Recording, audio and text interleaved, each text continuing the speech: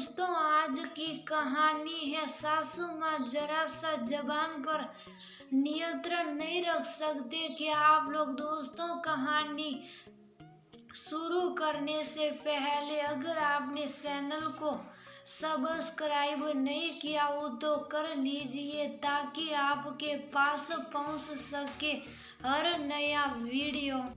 दादा दादू, आपने कभी बर्गर खाया है? बहुत यम्मी होता चीज स्लाइस मेयोनीज और जो उसके अंदर कुरकुरी टिक्की होती है जिसे खाकर मजा आ जाता। नियति ने अपनी जबान पर जीभ फिराते हुए अपने दादू अनिरुद्ध जी और दादा गोमती जी से पूछा। सटोरी कहेंगे कि हर समय यही सटर पटर खाने को सही रहता है, घर का खाना खाने में जान निकलती है तुम्हारी। अनिरुद्ध जी ने हंसते हुए पोती की पीठ पर तूल जमाई। अरे धीरे बोलिए, दीवारों को के भी कान होते। कहीं माँ को खबर रंग गई तो मुझसे ज्यादा आप लोग डांट खाएंगे।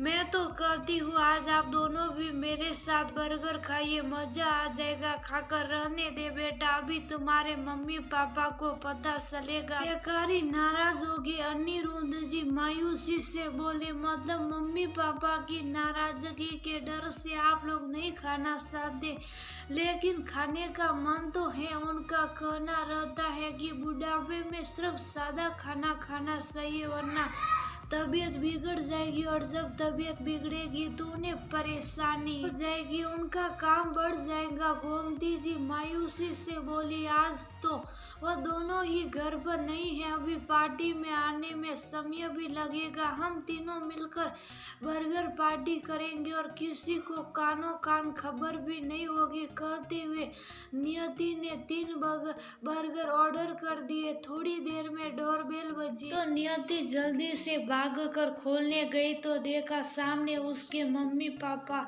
राजेश जी और माँ अवतिका जी खड़े थे। नियति का चेहरा उन्हें देखकर उतर गया। वह तो ये सोचकर कि डिलीवरी बॉय आया होगा बहुत खुशी खुशी भागती हुई आई थी, लेकिन यहाँ तो अरमानों पर पानी फिर। यहाँ बर्गर तो नहीं है खाने को मिलेंगे और कसकर डांट पड़ेगी हो अलग।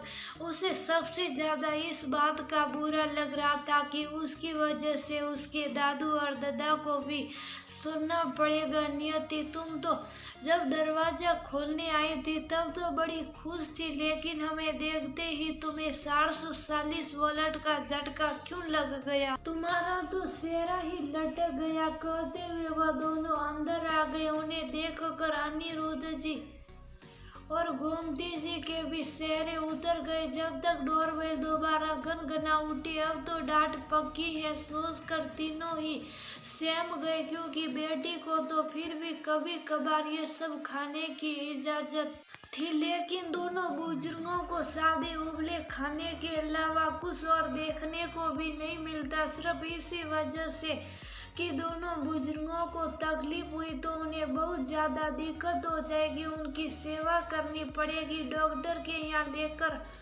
जाना पड़ेगा, उनकी शासन जिंदगी में व्यवधान पड़ जाएगा। अनिरुद्ध जी हमेशा से खाने पीने के बहुत शौकीन इंसान थे और गोमती जी बनाते हर तरह का खाना बनाने में माहिर। पति के मुंह से कुछ निकल नहीं पाता और वह बनाकर हाजिर कर देती। उन्हें रोज नए नए प्रकार के व्यंजन बनाने खाने दोनों का शौक था। बेटा राजेश भी माँ की पाक कला के गुण गाते नहीं थकता। जब से चाइनीज इटालियन खाने ने भारत में घुसपैठ की तब से उन्होंने इन सब पर भी हाथ आजमाया और सबको बनाकर खिलाया। जब तक अपने हाथ पैर सही सलामत चल रहे थे तब तक अपनी मर्जी से खाना पीना भी चल रहा था, लेकिन जब से वृद्धा आश्रम में बेटे बहू पर निर्भर हुए तब से हर चीज पर प्रतिबंध लग गया। बेटे बहू रोज ही पार्टी में जाते और खा पी कर आ जाते। अनिरुद्ध जी और गोमती जी का बड़ा मन करता कि कभी कभार बाहर जाकर भी बर्गर, चाउमीन, स्प्रिंग पोटैटो वगैरह खाया जाए, लेकिन कहते हैं ना बच्चे बुजुर्ग एक समान। बच्चे तो फिर भी बचपन में अपने मन की बात अपने माता पिता से कह देते, जिद भी कर लेते हैं। लेकिन बुजुर्ग बेचारे तो बुढ़ापे में अपने बच्चों से कह भी नहीं पाते। ये बात उनकी पोती नियति समझती थी, इसलिए अपने खाने से सारी चीजें अपने दादा दादू के साथ शेयर करती, घर में आती हर चीज। लेकिन उनके खाने को मनाही, और ये होता है जिस चीज की मनाही होती उस चीज पर ज्यादा दिल मसलता है। वही हाल अनिरुद्ध जी गोमती जी का था। उन्हें ये सब खाने को मना किया जाता, उन्हें ये सब खाने का उतना ही मन करता। अनिरुद्ध जी तो कभी कभार कहते भी ऐसी वे क्या जिंदगी की मन मुताबिक का खा पी भी ना सके। एक दिन तो सभी को जाना है तो खा पीकर संतुष्ट होकर जाओ, लेकिन बच्चों के सामने बोलती बंद हो जाती।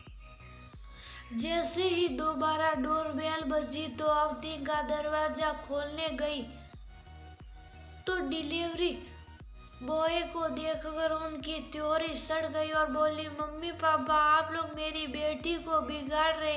हम लोग घर पर नहीं थे तो ये सब सद रहा। हम तो आपकी भलाई के लिए कहते, जरा सा जबान पर नियंत्रण नहीं रख सकते आप लोग। जिंदगी भर तो मन भर कर खाया ही है। हाँ बेटा, जब अपने ऊपर निर्भर थे तो जिंदगी भर मन भर कर खूब खाया पिया, लेकिन आज बच्चों पर निर्भर है तो एक एक चीज के लिए तरस रहे हैं।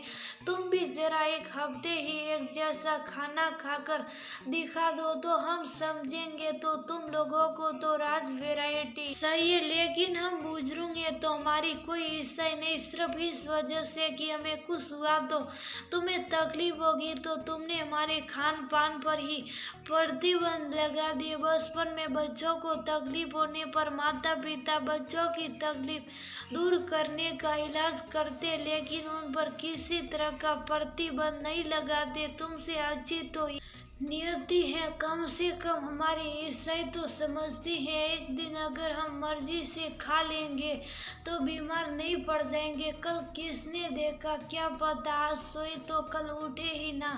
कहते हुए अनिरुद्ध जी की आवाज भरार गई। उन्हें देखकर गोमती जी और नियति के भी आंसू निकल आए।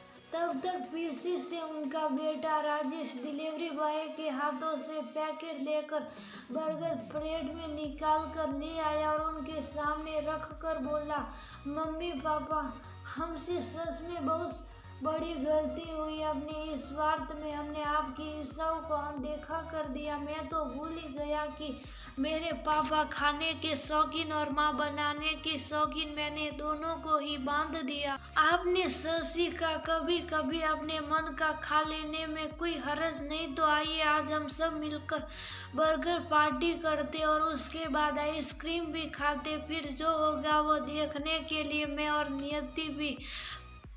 अच्छा तो बेटा भला बन गया और बहू को विलेन बना दिया। मुझे भी आप सबके साथ शामिल होना। मम्मी पापा मुझे भी माफ कर दीजिए। आगे से मैं भी इस बात का ध्यान रखूंगी कि कभी कभी तो छूट मिलनी चाहिए। बुजुर्गों को भी बर्गर पिज्जा खाने की कहते हुए अवतिका ने माफी मांगने की मुर्दा में अपने कान पकड़ लिया। अब ये सब बातें छोड़ो, हमने सबको माफ कर दिया। बस सब हमारे खाने पीने का ध्यान रखना, लेकिन इस समय वह बहुत ज्यादा बातें ना करते वे बर्गर खाते, वरना तो बेकार हो जाएगा, फिर मजा नहीं आएगा। कहते हुए अनिरुद्ध जी ने बर्गर उठा लिया और बेटे बहू को दिखाते हुए बोले, ये तुम दोनों के लिए नहीं है क्योंकि तुम लोग बाहर से खा पी कर आए, इसलिए ये सिर्फ हम तीनों ही खाएंगे। उनकी बात सुनकर सब हंसने लगे।